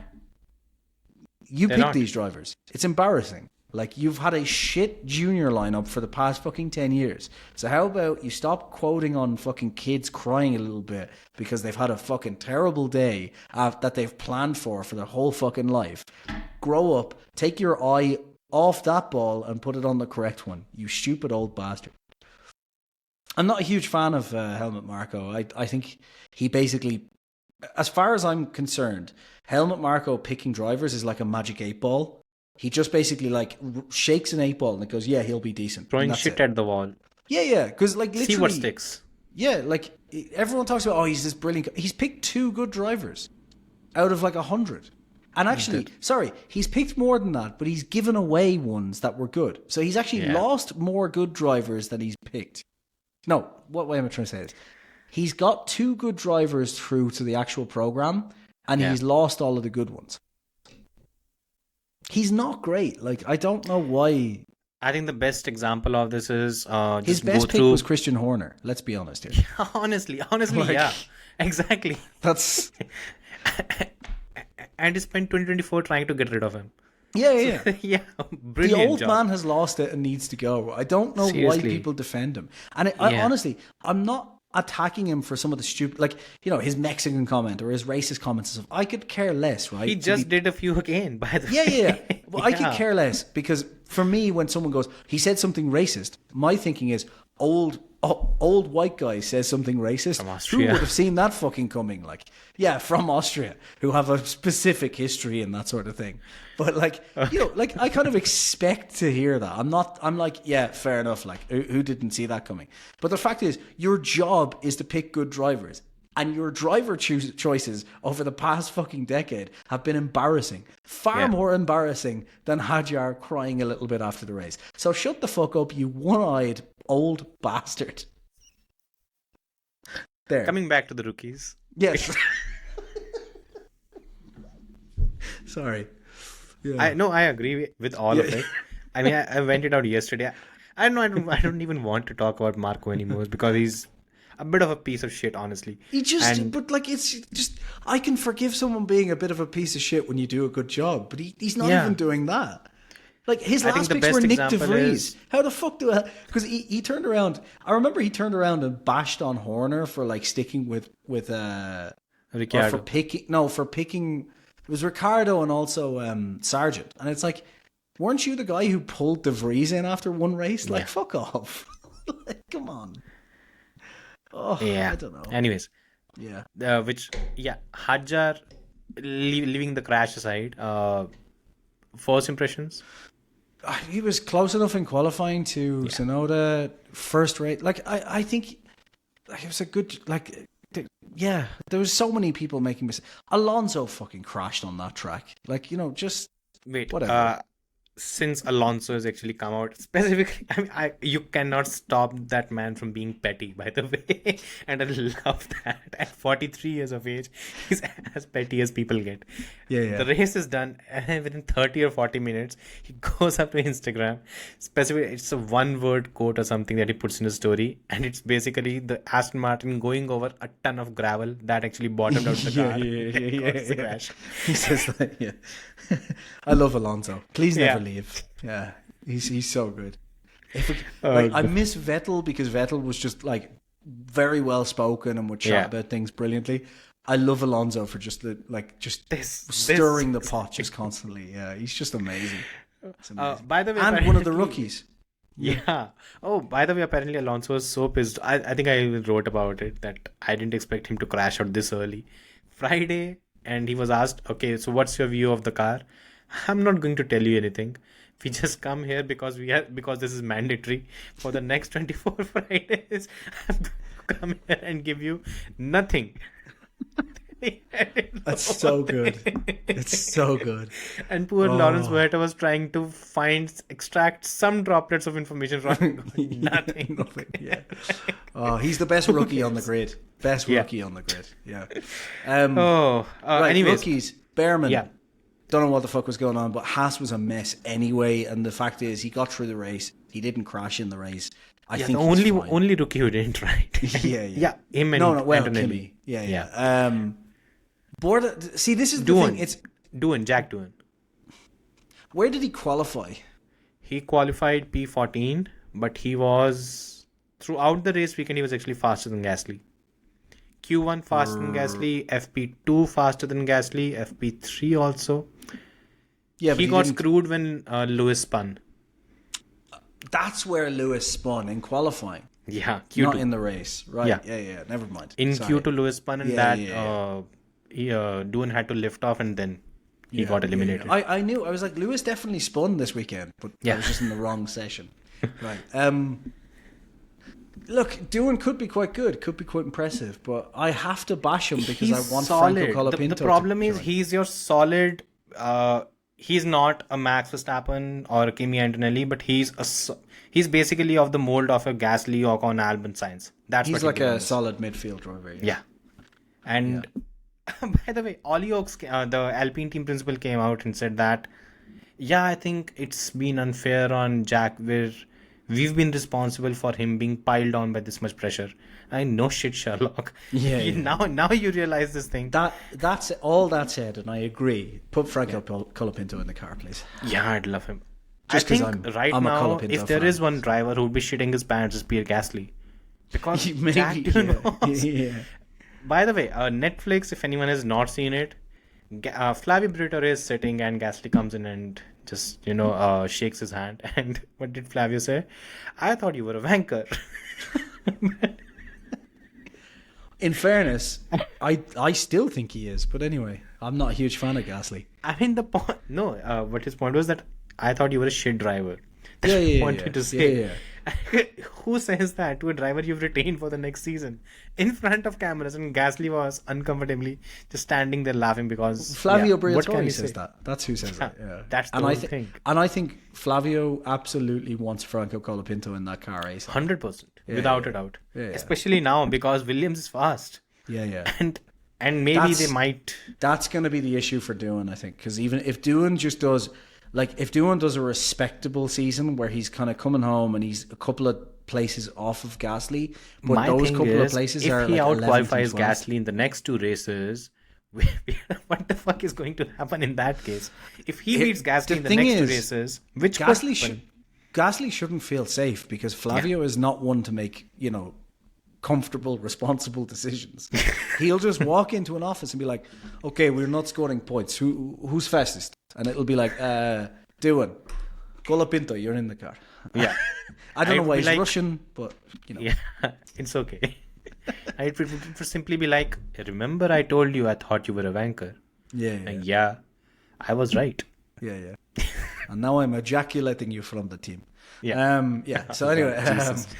Doohan was, I think, got a bit unlucky, but again, Aussie curse to an Australian it was bound to happen anyways. Mm-hmm. Next up, Behrman. I have no idea what happened with him. It's just, basically, Helmut Marko's whatever he said actually came true because he was just pushing too hard. There was no reason for him to do that, but he'll learn. He's fast, by the way. Anyone who is just shitting on Behrman, last season, in just coming on board, in his first race, out of the blue, picked up from F2, put in a Ferrari to replace Carlos Sainz. He beat Lewis Hamilton and Lando Norris at Saudi Arabian Grand Prix. Yeah. So shut the fuck up and give the kid time. He's a very good driver, but I did warn last year that Haas is where rookies go to be destroyed. Yeah. So that's no idea what's going on with them. And I kept saying last year as well, everyone's like, well, Haas are brilliant. Like, they're brilliant all of a sudden. And I kept saying... They have no idea. But I kept saying, this is the Aston Martin 2023 effect, where it's not actually that Aston Martin are brilliant. It's that the other teams around them have all shit the bed. That's what's happened here. Look, that would have been fine. But that's what happened last year. Williams shit the bed, Sauber shit the bed, Alpine shit the bed. There was a couple of other Aston Martin. Everyone even, did, basically. But basically that meant that Haas was the only one who did a somewhat semi-decent job of just keeping the same car over the winter. And all of a sudden it was like, And having race pace. yeah, we're fine now. And yeah. I don't This know. was bound to happen. I'd give it a couple of races for us, but honestly, Ayo Komatsu, the entire hype he'd gained, it's all gone within just 3 days. Anyways, we'll get to that later. Or not. Who cares? Probably But not. yeah. Gabe did Bortoleto. Look, I think he's a really capable driver, and he showed that in qualifying. And I think, look, the problem with this race is it's hard to shit on anybody because, like, if it was only rookies that crashed out and, like, Antonelli, for example, and Behrman didn't, you'd be like, oh, those guys need to be a lot more careful. But when you've got Carlos Sainz and Alonso crashing out, you've got Leclerc spinning, you've got Max Verstappen making a mistake and almost going off into the gravel, you've got Piastri dropping down, Gasly. Lando, like everybody is all over the place. It's much harder to shit on like Bortoleto for DNFing or doing for DNFing because it's just like fair enough, you know. Conditions happen. Yeah. So especially like they're the new drivers, they're in a new team, they've never been in, you know. All the caveats are there, so it's like, yeah. Remember when I said that? It does make Antonelli so much more fucking impressive, though. So much more impressive. And there's a reason why I'm getting to him in the end.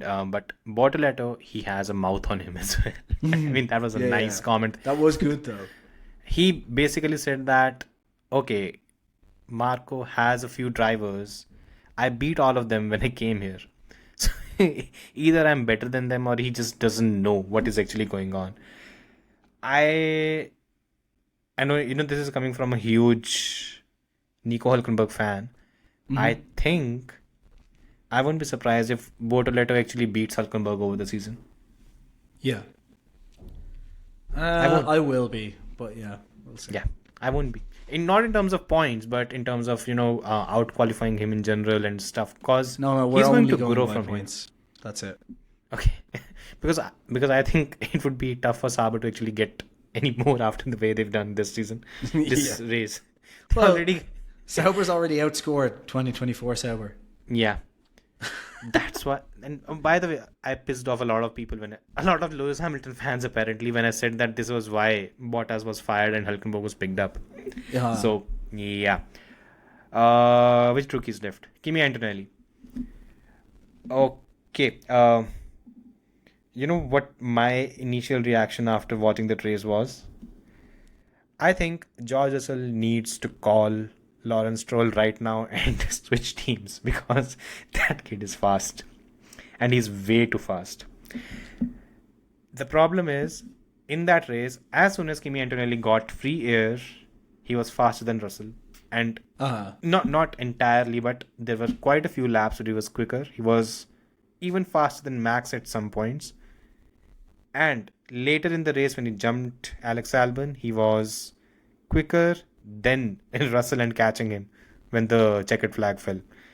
The kid is fast, and he's fast a bit too early. And even though Russell got the podium,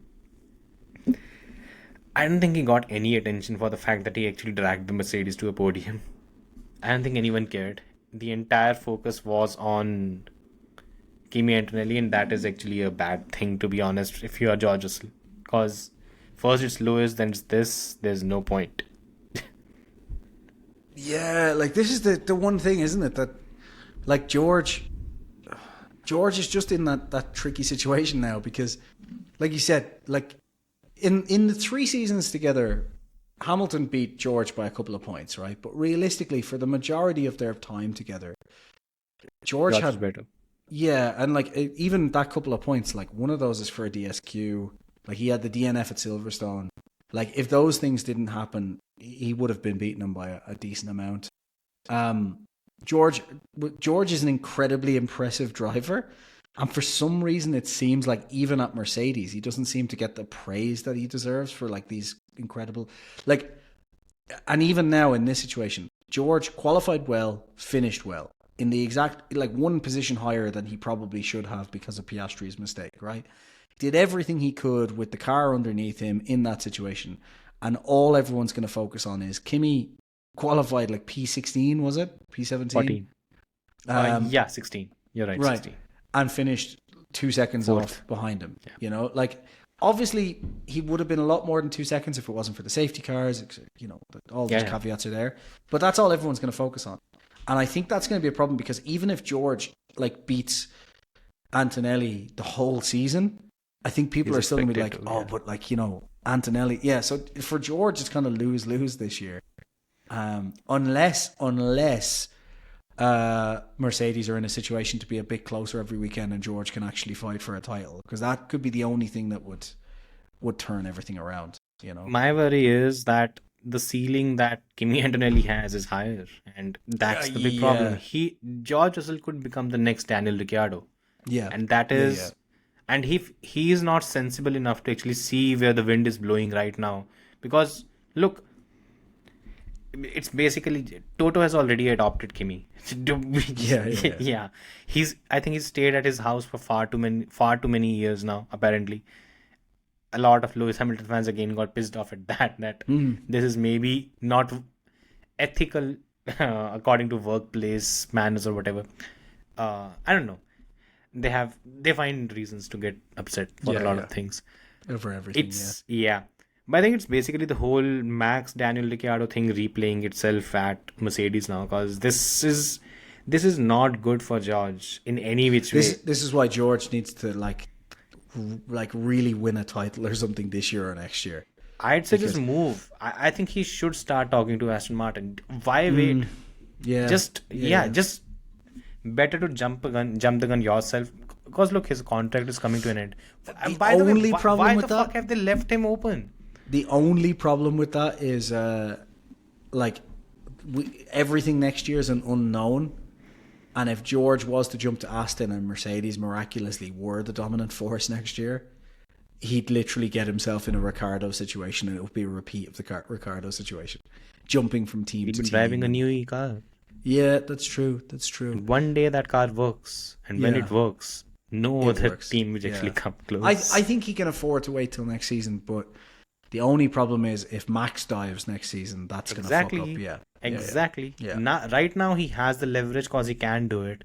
Next season, Max will do it. The priority will be Max. And not only Max. Lewis is out of contract. I think Leclerc is out of contract. Who else? Yeah, these two.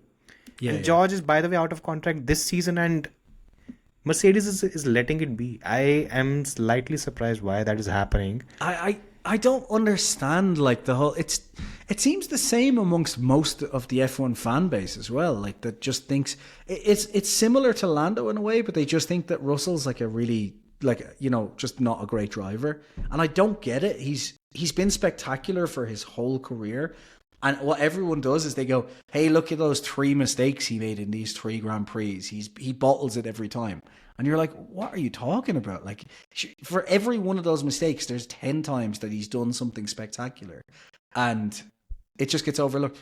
I think the only caveat we need to be careful of with Kimi, and I think it's probably different because Kimi does seem just spectacular out of the gates. But I remember telling everyone as well last year, was it last year? No, it was last year.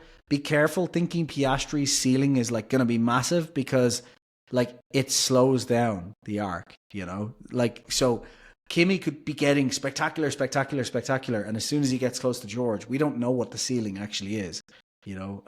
I assume, given what he looks like, especially in his junior career and stuff, that Kimi will be better. But I think the problem is not necessarily the ceiling. The problem comes when the entire team knows that this is the kid who is our future. Sure, The entire team's happened with Ricciardo in 2018. The team was starting to model itself around Max, and Daniel could have stayed. He could have gotten paid a lot, but he would have been an outsider within the team itself, and he knew it. So I mean, a lot of people kind of shit on him because he left a good car and moved teams, but he thought highly of himself. And George has a better opportunity because Renault was a gamble. Aston Martin is not.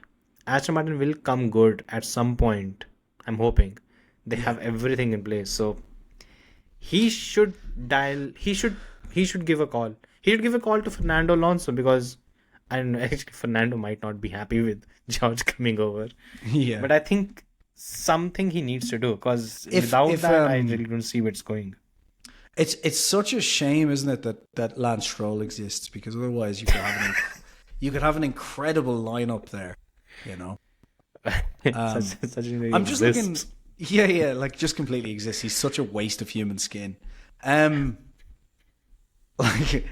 the only you're thing saying this on a weekend where he got a P6, by the way. Yeah, sure, but like, you know, fucking a broken clock is right twice a day, you know. Yeah. So like, shit happens. The last time he did anything decent was Turkey in like 2020, was it? Like, Yeah. so yeah, whatever. I'm just looking at the qualifying times here as well. George was quite close to Max in Q3 as well. Yeah, like literally less than a tenth. 10th. Yeah. Yeah, So they were neck and neck. And again, Mercedes also has the same issue of tire wear. yeah. So I mean, I think there could be a chance here that Mercedes, like, this is the thing, we could be in for a fucking amazing season, because there's a good chance that Mercedes and Ferrari in the next few races will suddenly be at the front. Yeah. And if we could have it like swing back and forth, where like Max wins one, George wins one, Leclerc wins one, Hamilton wins one, I have a Antonelli, McLaren DNF yeah, in China. like, we could have just a wild season. And I think after what I saw this weekend, Antonelli, I think his qualifying would have been better. He clearly just pushed it a bit into the gravel and broke the suspension. Something happened to his suspension. You saw when he was driving around afterwards. So like, yeah, I think that's the case. Also, I think Bortoletto's suspension gave way when he crashed. I don't think That was so weird. Yeah, he was the spinning and it kind of broke off. But it was before he spun, the actual thing dropped and then he spun. So I think that was a mechanical error. I don't think that was even his fault, but who knows? Could be. But Antonelli seemed to have like a mechanical issue, and then it went from there, you know. So He's quick. I think that's yeah. that's the biggest, you can say, the takeaway from the whole thing is. And look, kudos to Toto Wolff to actually sticking by his guns and putting him there. He made the right call. I mean, what would have Carlos Sainz done? Pretty much something similar, right? Yeah. Or maybe crashed out.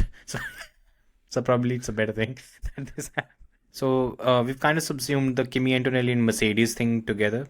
That's why George Russell, if you're watching this, first of all, hit subscribe. He's not subscribing. Yeah. Okay, drop a comment. I mean, Yeah, that would garner a few. Or Few just share likes. it on your profile. Yeah, that would be a even good better. thing. Yeah. And if you've done all that, then call Aston Martin. Move. Yeah. Moving on from that, midfield, by the way, from P5 to P10. This season's epic, P5 to man. P9. Haas is back markers right now. Sauber though, like, what? I mean, it just happens when Hülkenberg joins, right? yeah. I was Hülkenberg's incredible still. Yeah.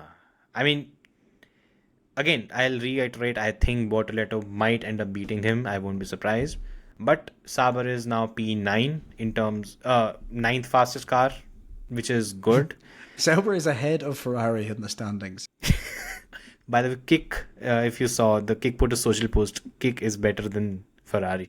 And they basically put this thing out. I mean, this is the level of trolling that, even I'll appreciate. Yeah.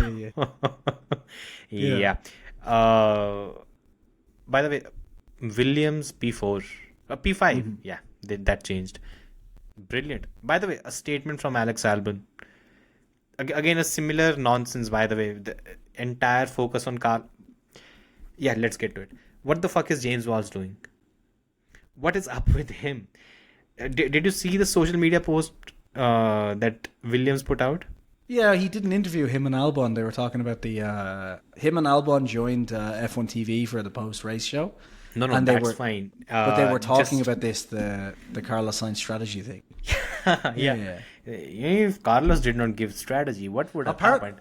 Albon Jesus agreed Christ. with it, though. Albon was saying that's true. That Carlos Sainz was standing beside the race engineer and was like, he needs to pit now.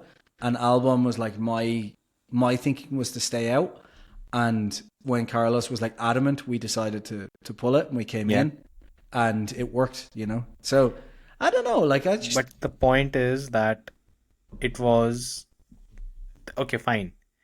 The strategy came in, okay, that's fine. I told was you, Albon- Carlos did all of Ferrari's strategies last year. By the way, this was their post.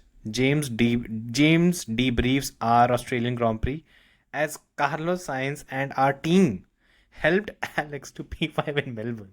Yeah. What the fuck is going on? What was Alex doing? Just driving the car in some of the worst conditions possible, not crashing, and bringing home the result. In fairness, Just a tiny little thing. you do realize that's just an admin has picked that to go like, this is the thing that's going to get people the most clicks.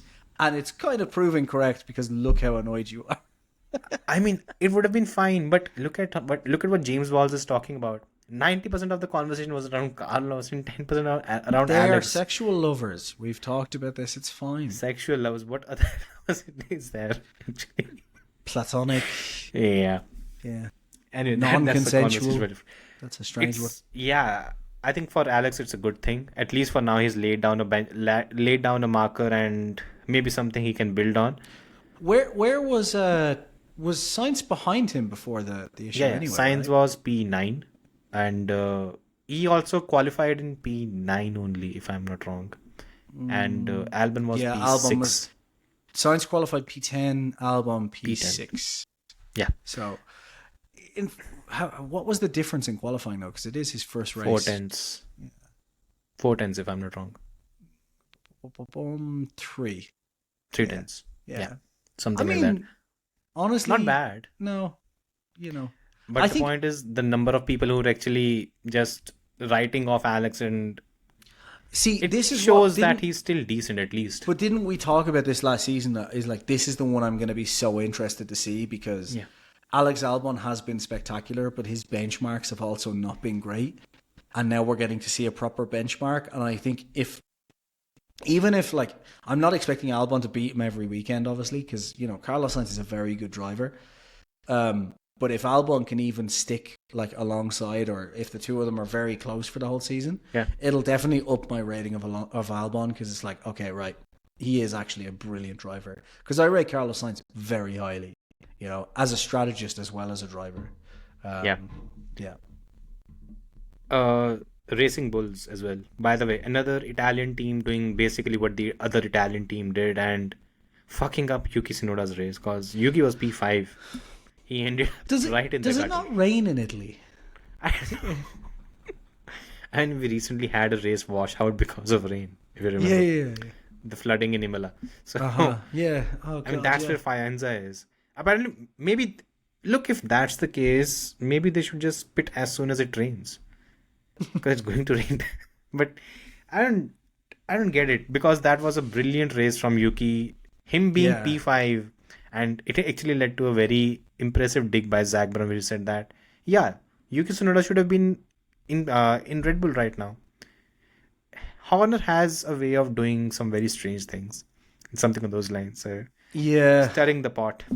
But I don't know like what I genuinely I don't understand like what the thinking is of why they didn't just give Yuki even half a season to just prove himself. Like, you know, I know the reason. He's a Honda back driver. He's not a Red Bull back driver. That's the reason. Of course, that's the biggest reason. No. But like, I just mean, look, the only thing is Lawson is a very, very, very, very, very capable driver. So I think this will be a one-off. But I'm just, that qualifying pace really concerns me. Let me just get this straight. I don't think even Yuki could have done anything different than Lawson. No, let's be very I think there's a fundamental issue with the car that it's built. It is built so much for Max to get the performance out. Like, again, for anyone listening, that's not a dig at Max. I just mean Max has been so good for so long that they've gone down this path for so long that they are now, you know, they said they're trying to fix it and move away from it. But I think that personally, maybe it'll take some time. Right. But I'm also guessing maybe what happened is they tried to kind of get away from that idea last year and like fix the balance. And then they were under pressure and they just went, right, let's go back down it again. Yeah. You know, so it wouldn't surprise me if they've had to double down on that. The thing is, they're so worried about losing Max that they do not want to do anything even remotely close to, you know. Which at the moment is probably fair, given that if they lose Max now, they are completely but but the entire team being so dependent on a driver, it doesn't work. It Anyways, doesn't work long term. Yeah, yeah. we'll see. But RB again, I'm surprised. I did not expect the car to be this good. It was basically the fifth fastest after what? It was fourth fast. It was even quicker than the Ferraris in qualifying. So that was there. Alpine was there and thereabouts. I'm still not sure what is going on with that team. Sauber, Aston Martin should have done better. It's still not. It's not the fourth or fifth fastest car anymore. It's basically just scoring points, and then in the end we have Haas. So yeah, that's there. But I think there's one thing very clear. There's still a gap between the top four and the cars after them. If it was a dry race, we would not have seen this jumbled grid. It would have probably been a bit more straightforward on that front. So yeah. Anyways, I think that wraps up the 2025 Australian Grand Prix, the first race of the season. Next up is China, and it's a sprint weekend. So just a brief on the weather. There is no rain this time around. Remember last time we had rain, and I think it was Lewis on pole in one, and no, Lewis was second, Lando was on pole. Something on those lines, and I think in the second race also there was something similar. What's your expectation of the pecking order? I think that McLaren will still be fastest. I think there's an inherent balance there, especially around China. I think it's quite difficult on the tires, right? If I remember correctly. Last season it wasn't because it was cold, and we haven't been to China for a while before that. So if there's heat, I think it will be a bit more tricky on the tires. Yeah. Although it's early in the year, isn't it? So maybe not. colder. Yeah. I think either way, McLaren should be up there at the top. I think Ferrari will be back at this one to an extent. I doubt it. But I mean, back in the top four. I don't mean fighting for a win or a podium. No. I just mean they'll be closer to Mercedes than they were at this race. This could be one where I think Mercedes could do decently, to be honest. So I wouldn't be surprised if it's, in terms of just the cars, it's McLaren, Mercedes, Red Bull, Ferrari. I love how it's one race and we've just got, Ferrari, see you next year. Just immediately. I think that's what it's going to be. Have done the same. So it's every year, isn't it? It's like, this is going to be our year, race one. Right, lads, see you next year. The thing is, in terms of car order, I'm going to put Mercedes ahead of Red Bull, I think, for this particular race. However, I don't know if I would say the same about Max Verstappen because, the thing is, it's just I think he'll... No, I'm going to put... No, Red Bull should be slightly faster than the Mercedes, I think. I think Red Bull was pretty much... It had a clear advantage over everyone else last season. It depends. Are we saying Max and the Red Bull, or are we saying both cars together? Because if you average them out, they're going to be slower than the Mercedes. If we average both of them, Red Bull is basically what... a midfield car. Yeah. But that's not the reality. It's a midfield team with a top tier car because they can only get one driver to drive that top tier car. That's the problem, That's the whole thing. I expect Red Bull to be the second fastest car. I'm not entire... Look, the biggest problem when I, think about the whole thing that is going to happen, it's just that there was one crucial factor in Australia. It was the tire. The tire not holding on until sector third. And when I talk about the track in Shanghai, it's the huge curve before the straight, and that kills the rear tires. Yeah. No, that is front limited. So maybe the rear tires would hold on a bit better, isn't it? That's a more front limited track.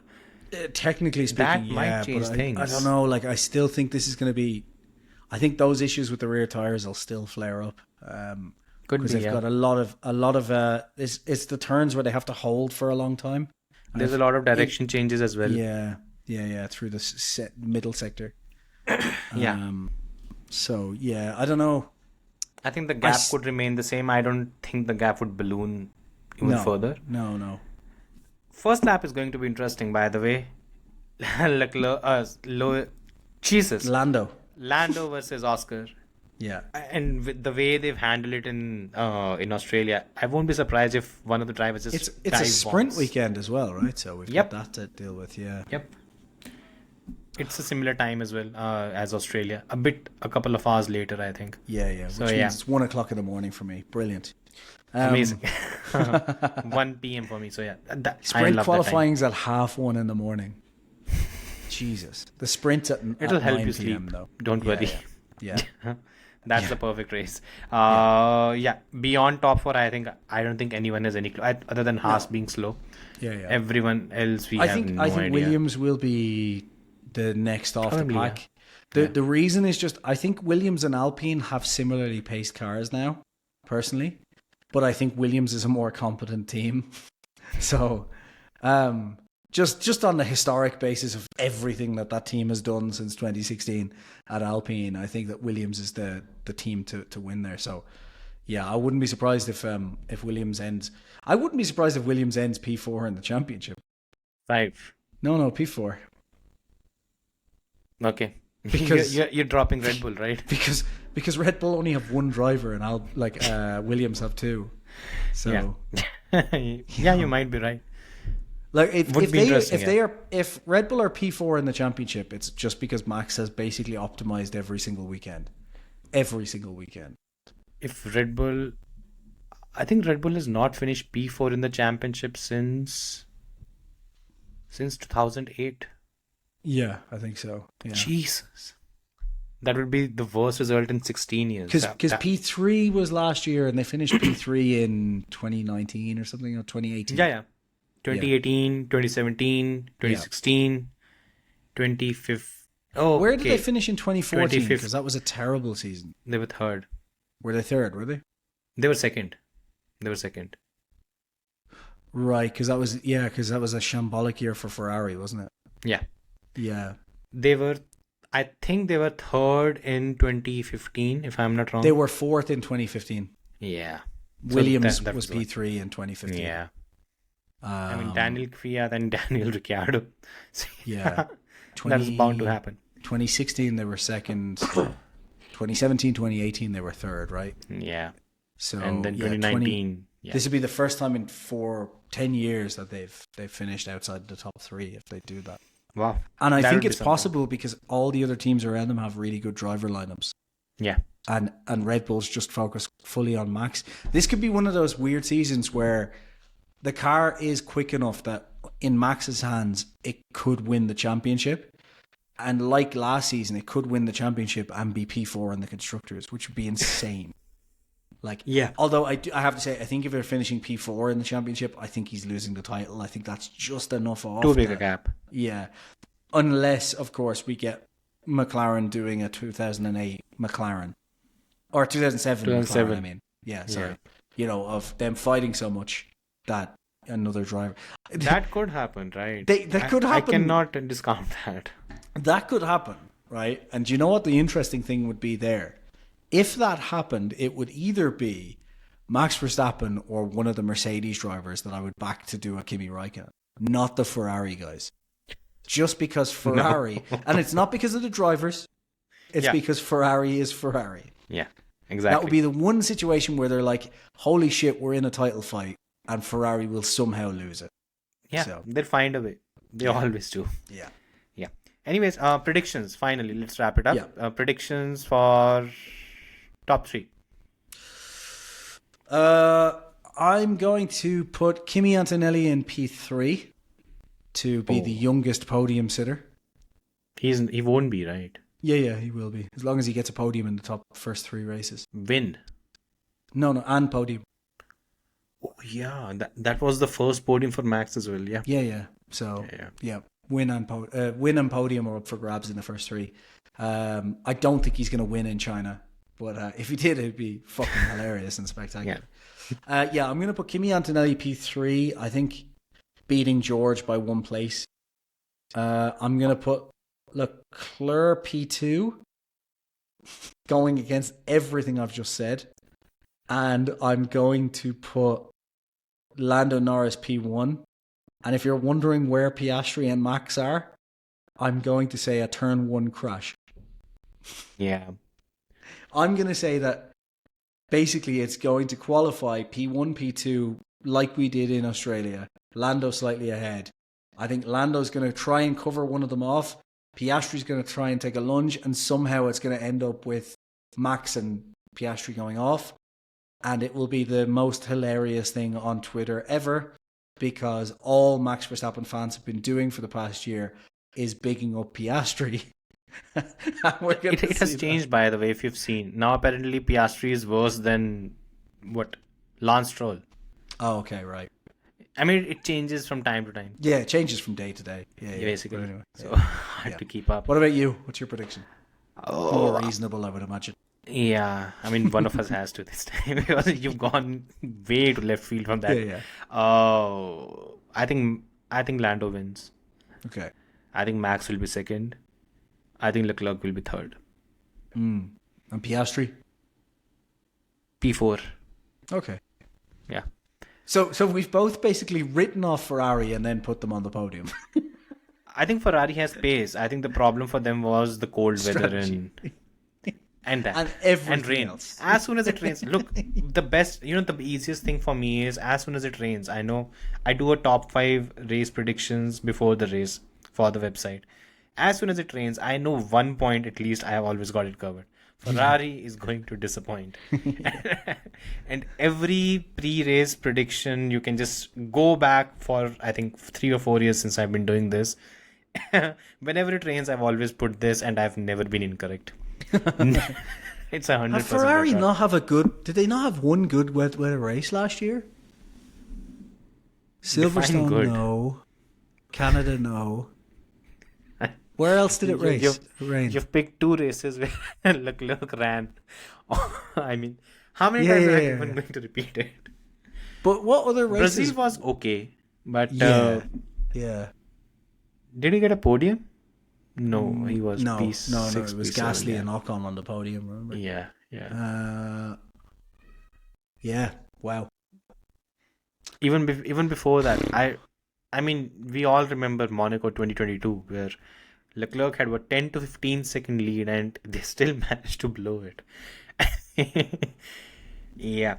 That's Ferrari for you guys. And on that bombshell. Yeah. Lewis Hamilton fans, enjoy this Ferrari ride. Lewis Hamilton did a very good job. Unfortunately, he's driving for a very bad team. Yeah. So, so now you know how it feels. Yeah. Welcome to Team Vettel. Good luck. Subscribe. Take care. Bye, everybody. Bye-bye. Subscribe. See you later.